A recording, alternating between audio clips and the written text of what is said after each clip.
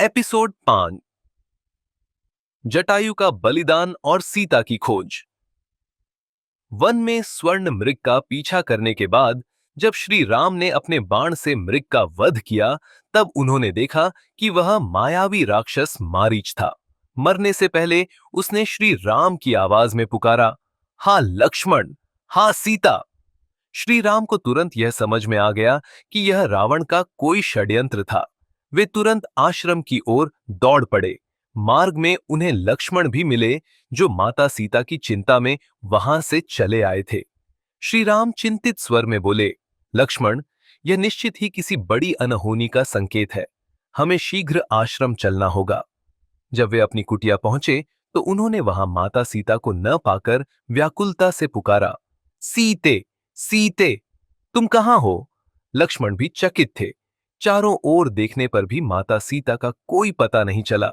चारों ओर पसरा सन्नाटा भयावह था।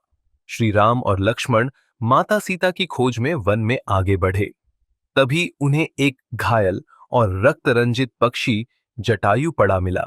श्री राम तुरंत उसके पास गए और दुखी होकर बोले, "हे पुण्यात्मा, ये किसने किया? कौन तुम्हें इस दशा में लाया?" जटायु ने कराहते हुए कहा, "प्रभु, मैं जटायु हूं। जब रावण माता सीता को बलपूर्वक ले जा रहा था, तब मैंने उसे रोकने का प्रयास किया।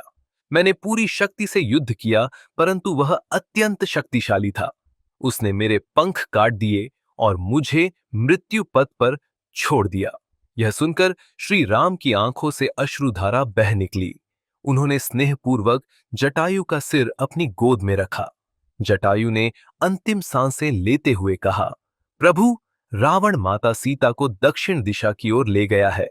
अब मैं अपने अंतिम क्षणों में आपके चरणों में प्राण त्याग कर परम गति प्राप्त करूंगा।"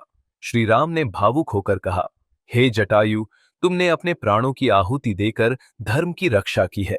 तुम्हारा स्थान स्वर्ग से भी ऊपर रहेगा।" यह कहते ही जटायु ने श्री राम के चरणों में प्राण त्याग दिए। श्री राम ने प्रेम पूर्वक जटायु का अंतिम संस्कार किया और उसे जलांजलि दी। वे भावुक होकर बोले, "जटायु, तुम केवल पक्षी नहीं, मेरे पिता तुल्य मित्र थे। तुम्हारा यह बलिदान व्यर्थ नहीं जाएगा। मैं शीघ्र ही माता सीता को खोज निकालूंगा और रावण का विनाश करूंगा।" लक्ष्मण ने भी श्री राम के साथ प्रतिज्ञा की, "भैया, अब यह युद्ध निश्चित है। हमें शीघ्र ही लंका जाने का उपाय सोचना होगा।" श्री राम ने दृढ़ निश्चय किया कि वे हर हाल में माता सीता को खोजेंगे और अधर्म का नाश करेंगे। सीता माता की खोज में आगे बढ़ते हुए श्री राम और लक्ष्मण मत्थंग ऋषि के आश्रम पहुंचे। वहां भक्त शबरी उनका वर्षों से इंतजार कर रही थी। शबरी ने श्रद्धा भाव से श्री राम के चरण धोए और प्रेम पूर्वक फल अर्पित किए। श्री राम ने स्नेह से वे फल ग्रहण किए।